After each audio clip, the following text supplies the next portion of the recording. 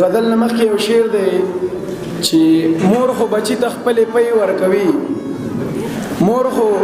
بچی ته خپلې پۍ ورکوي او ما د غربت نه د مور اوښکې څکلي. او غزل مطلب ده چې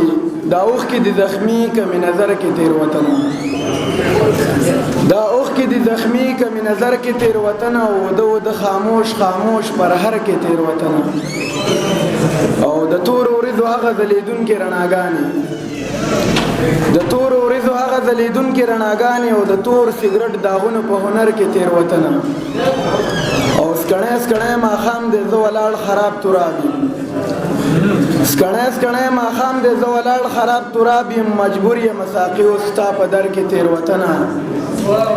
او ته دم که د نفرت دغه ترخې اوبه سړیه، ته دم که